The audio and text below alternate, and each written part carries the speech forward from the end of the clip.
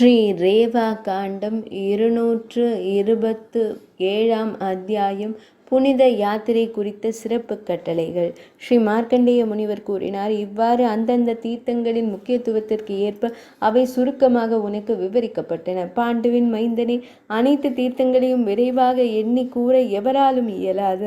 நர்மதை நதியானது புனிதமானதும் தூய்மையானதும் ஆகும். இது 3 உலகங்களிலும் நன்கு அறியப்பட்ட ஒன்றாகும். நதிகளிலேயே மிகச் சிறந்ததும் மகாதேவனுக்கு மிகவும் விருப்பமானதும் இதுவே ஆகும். மன்னனே, எவர் ஒருவர் நர்மதை நதியை எப்போதும் மனதில் கொண்டு தியானிக்கிறாரோ அவர் 100 சாந்திராயண விரதங்களை அனுஷ்டிப்பதால் கிடைக்கும் சிறந்த பலனை விரைவாக பெறுகிறார். நம்பிக்கையற்றவர்களும் நாத்திகர்களும் பயங்கரமான நரகத்தில் வீழ்கிறார்கள் என்று பரமேஸ்வரர் கூறியுள்ளார். பகவான் மகேஸ்வரரே எப்போதும் நர்மதையை சார்ந்திருக்கிறார். எனவே இந்நதி புண்ணியம் மிக்கதாகவும் பிரம்மஹத்தி பிராமணரை கொன்ற பாவத்தை போக்குவதாகவும் அறியப்பட வேண்டும். மகேஸ்வரரின் திருமேனியிலிருந்து தோன்றிய இந்நதி மாகேஸ்வரி கங்கை, மகேஸ்வரனின் கங்கை என்று குறிப்பிடப்படுகிறது. யுதிஷ்டிர மன்னரே, இது பாரதத்தின் தெற்கு கங்கை என்றும் அழைக்கப்படுகிறது.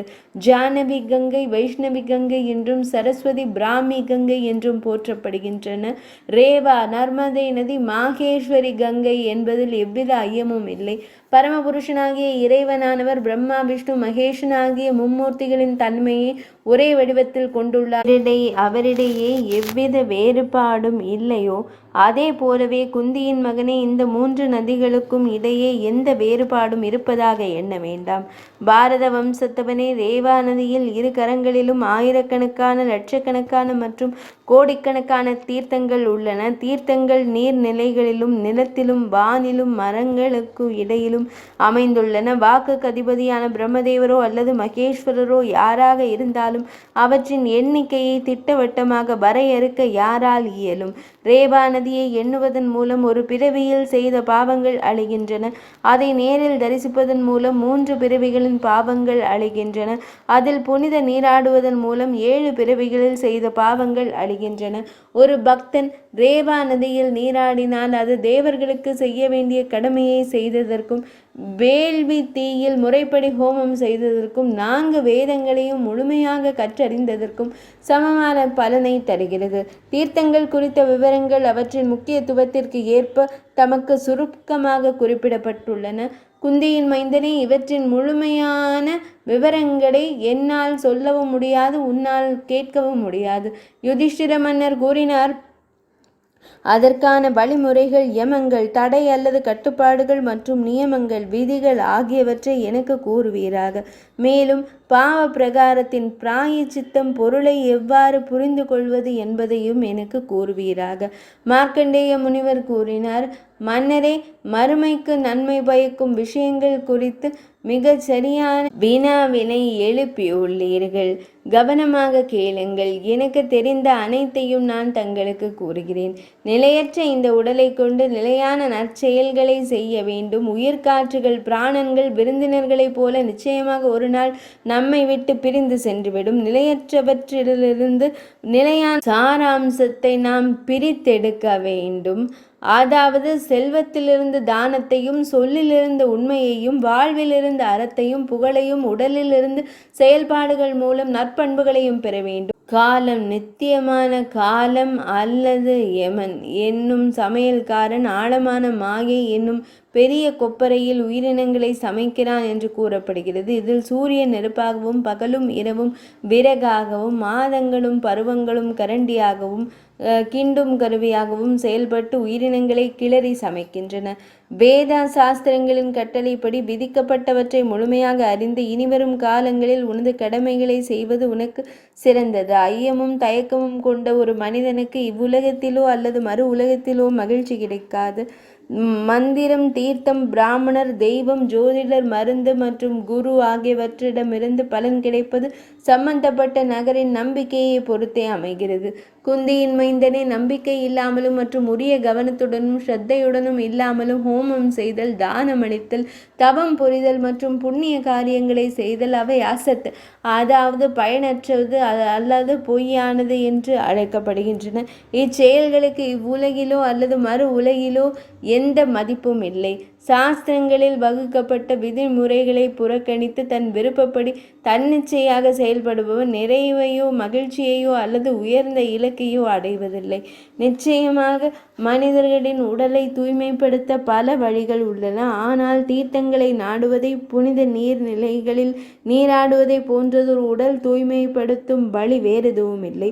கிருச்சிரம், சாந்திராயணம் போன்ற விரதங்கள் அல்லது அனுஷ்டானங்கள் மூலமாகவோ அல்லது தீர்த்தங்களை நாடுவதன் மூலமாகவோ தூய்மை அடைதல் சாத்தியமாகும். மன்னனே, ஒருவன் தீர்த்த யாத்திரையை மேற்கொள்ளும் போது தேவர்களும் பித்ருக்களும் முன்னோர்களும் வானில் அவனுடன் கூடவே செல்கிறார்கள். அவர்கள் மிகுந்த மகிழ்ச்சியுடன் அவனை பின்தொடர்கிறார்கள். அடியவர் பின்வரும் சடங்குகளை செய்கிறார். செழிப்புக்காக செய்யப்படும் சார்த்தம், தெய்வம் மற்றும் அனுப்பிற்குரிய உறவினர்களிடம் விடைபெறுதல், விஷ்ணு, சங்கரன் மற்றும் கணங்களின் தலைவன் விநாயகர் ஆகியோரை வழிபடுதல் போன்றவை. பிராமணர்களிடம் முறைப்படி அனுமதி பெற்ற பிறகு அவர் விரத நியமங்களை ஏற்றுக்கொண்டு பயணத்தை தொடங்க வேண்டும். சிறந்த மன்னனே, இக்கட்டுப்பாடுகளை கடைபிடிப்பவர் மட்டுமே தீர்த்தத்தின் யாத்திரையின் பலனை அடைய முடியும். ஒரு நாளைக்கு ஒரு வேளை மட்டும் உணவு உட்கொள்ளுதல், பிரம்மச்சரியம், கட்டுப்பாடான வாழ்க்கை, தரையில் படுத்தல், உண்மையை பேசுதல், பிறரளிக்கும் உணவை தவிர்த்தல், பண வெகுமதிகளை பெறாமை, வெறுப்பு மற்றும் வஞ்சனை போன்றவற்றை தவிர்த்தல் ஆகியவை இதில் அடங்கும். அவர் ஒரு முனிவரை போன்ற தோற்றத்தை கொண்டிருக்க வேண்டும். அடக்கத்துடனும் பாசாங்கு மற்றும் அகங்காரம் இல்லாமலும் இருக்க வேண்டும். கரங்கள், கால்கள் மற்றும் மனதை கட்டுப்பாட்டில் வைத்திருப்பவரும் கல்வி, தபம் மற்றும் நற்பெயர் கொண்டவருமான ஒருவரே தீர்த்த யாத்திரையின் பலனை அடைகிறார். சிறந்த மன்னனே, கோபமில்லாதவர், உண்மையை பின்பற்றுபவர், விரதங்களில் உறுதியானவர் மற்றும் அனைத்து உயிரினங்களையும் தனக்கு சமமாக கருதுபவர் தீர்த்த யாத்திரையின் பலனை அடைகிறார். குருக்ஷேத்திரம், விசாலா, பிரஜா மற்றும் கயா ஆகிய இடங்களை தவிர மற்ற அனைத்து தீர்த்தங்களிலும் தலைமழித்தல் மற்றும் விரதமிருத்தல் ஆகிய பொதுவான நடைமுறையாகும். புனித நீராடல், தெய்வ வழிபாடு, சார்த்தத்தின் போது பிண்டம், அன்ன உருண்டை அளித்தல் மற்றும் அவரவர் சக்திக்கு ஏற்ப பிராமணர்களுக்கு உணவளித்தல் ஆகியவை அனைத்து தீர்த்தங்களிலும் கடைபிடிக்கப்படும் பொதுவான நடைமுறைகளாகும். குந்தியின் மகனே, கவனமாக கேட்பாய். மனதை முழுமையாக கட்டுப்படுத்தி பாவ பரிகாரத்திற்காக தீர்த்த யாத்திரை மேற்கொள்பவருக்கான வழிமுறைகளை நான் கூறுகிறேன். அவர் ஒரு நாளைக்கு ஒரு வேளை மட்டுமே உணவு உட்கொள்ள வேண்டும். அவர் பிரம்மச்சரியத்தை கடைபிடிக்க வேண்டும். அவரது உணவில் உப்பு இருக்கக்கூடாது. வேறொரு இடத்தில் நீராடிய பின்னர் அவர் தீர்த்தத்தை நோக்கி சென்று மீண்டும் நீராட வேண்டும். அபிஷேகம், நெய்யில் சமைக்கப்பட்ட புனித உணவு மட்டுமே. நெறி தவறிய அல்லது தீய வழியில் சென்ற நபர்களுடன் பேசுவதை தவிர்க்க வேண்டும். அவர் அதிசயமாக பேசுவதை தவிர்க்க வேண்டும். அவர் பிறரை இகழ்ந்து கூறுதல், இழிவானவர்களிடம் சகவாசம் மற்றும் பிறர் அளிக்கும் உணவை ஏற்பது ஆகியவற்றை தவிர்க்க வேண்டும். அவர் 2 ஆடைகளை அணிய வேண்டும். அதனால் காலணிகள் இன்றி வெறும் கால்களுடன் அவர் இருக்க வேண்டும். அவர் தூய்மையை பேண வேண்டும். அவர் மனதிற்குள் சங்கல்பம், குறிக்கோளை உறுதிப்படுத்தும் சடங்கு செய்து முறையான அனுமதி பெற்ற பின்னர் பயணத்தை தொடங்க வேண்டும். புனித நீர்நிலைக்கு தீர்த்தத்திற்கு சென்று நீராடிய பின்னர் அவர் இறைவனை வழிபட வேண்டும். மன வருத்தத்துடனும் பிராயச்சித்த உணர்வுடனும் இருந்தால் அவர் அனைத்து தீய செயல்களில் இருந்தும் விடுபடுவார். வேதங்கள், தீர்த்தங்கள், தெய்வங்கள், ஜோதிடர்கள், மருத்துவம் மற்றும் குரு ஆகிய விஷயங்களில் கிடைக்கும் பலன்களும் நிறைவும் ஒருவரின் நம்பிக்கையை பொறுத்தே அமைகின்றன.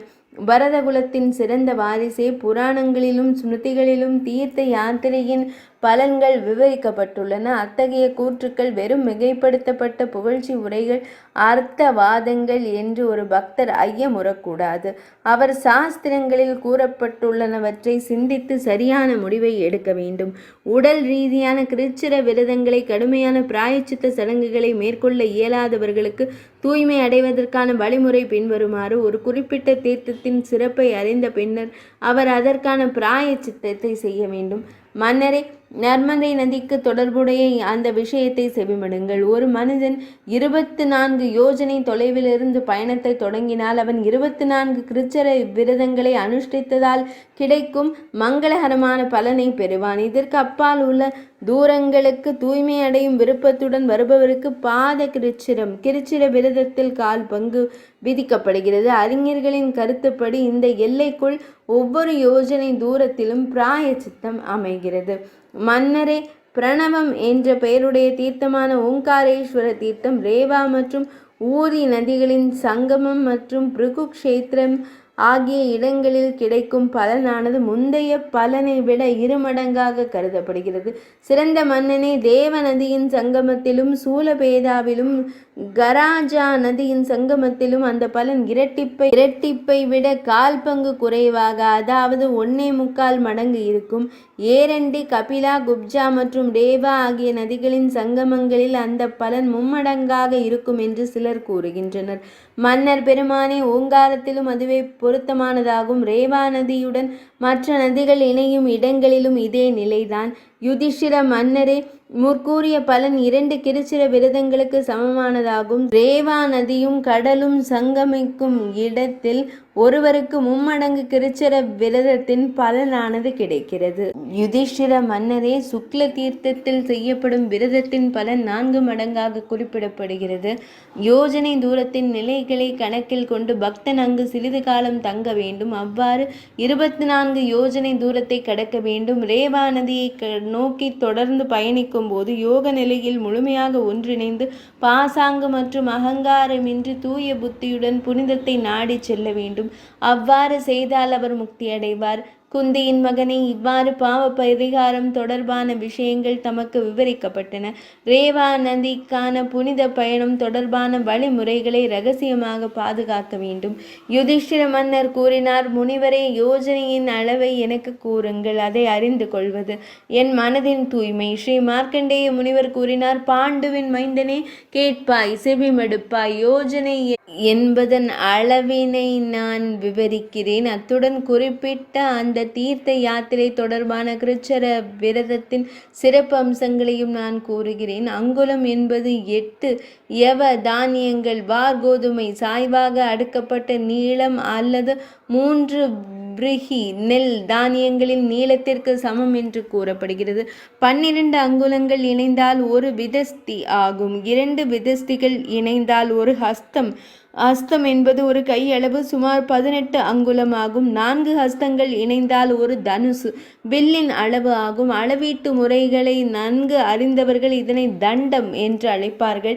2000 தனுசுகள் சேர்ந்தால் 1 குரோசம் ஆகும். 4 குரோசங்கள் சேர்ந்தால் 1 யோஜனை ஆகும். பரத குலத்தில் சிறந்தவனே, இவ்விதமாக யோஜனையில் அளவு தமக்கு விவரிக்கப்பட்டுள்ளது. இதன் மூலம் யாத்திரை மேற்கொள்ளும் பக்தர் தாம் பெறும் பலனின் அளவையும் புரிந்து கொள்கிறார்.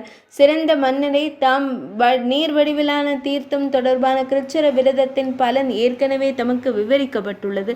சிறப்பம்சங்கள் எழும்போதெல்லாம் அந்தந்த சூழலில் நான் அவற்றை குறிப்பிடுவேன். நம்பிக்கை கொண்ட உனக்கு இவை கூறப்படும் போது மன்னனே, அதனை செவிமடுப்பாயாக.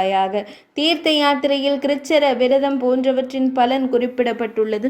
அங்கும் கூட பக்தர் உபோஷணம், விரதம் இருத்தல் மூலமாகவும் கிருச்சர பலனை அடைகிறார். ஒருவர் தனது சக்திக்கு உட்பட்டு தினஜாபியம், பகலில் இறைவனின் நாமங்களை உச்சரித்தல் செய்வதன் மூலமும் கிருச்சர பலனை பெறலாம். குந்தியின் மைந்தனை, தீர்த்தத்தில் புனித நீராடிய பின்னர் அங்குள்ள புகழ்பெற்ற தேவாதி தேவனை தரிசித்து வழிபட்டு வணங்குவதன் மூலம் ஒரு மனிதன் கிருச்சர பலனை பெறுகிறான். தீர்த்த யாத்திரையின் முதன்மையான பலன் புனித நீராடுவதன் மூலம் கிடைக்கிறது. 2ஆம் பலன் விரதங்கள் மூலம் கிடைக்கிறது. 3ஆம் பலன் அங்குள்ள புகழ்பெற்ற தெய்வத்தை தரிசித்தல், வழிபடுதல் போன்றவற்றின் மூலம் கிடைக்கிறது. 4ஆம் பலன் ஒருவரது உடல் வலிமைக்கு ஏற்ப இரவும் பகலும் செய்யப்படும் ஜப மந்திர உச்சாடனத்தின் மூலம் கிடைக்கிறது.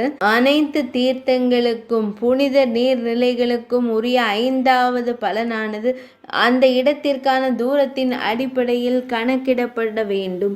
ஒருவர் அந்த தீர்த்தத்தின் கரையில் 1 யோஜனை, சுமார் 9 மைல் அல்லது 14 கிலோமீட்டர் தொலைவிற்கு வந்துவிட்டால் அந்த தீர்த்தத்தால் கிடைக்கும் பலனில் 10ல் 1 பங்கை அவர் பெறுகிறார். இதில் எவ்வித ஐயமும் கொள்ள தேவையில்லை. குந்தியின் மைந்தனே, 1 யோஜனை தொலைவிற்குள் இருந்தாலும் சரி, விரதத்தை அனுசரித்து கொண்டு ஒரு மகா நதியில், பெரிய நதியில் நீராடுவது ஒருவருக்கு கிருச்சர விரதத்தை மேற்கொண்டதற்கான பலனை அளிக்கும். குல்யா அல்லது 6 யோஜனை தூரம் பாயும் நீரோடையாகும். 12 யோஜனை தூரம் பாய்பவை அல்ப நதிகள், சிறிய நதிகள் என்று அழைக்கப்படுகின்றன. 24 யோஜனை தூரம் பாய்பவை நதிகள் எனப்படும்.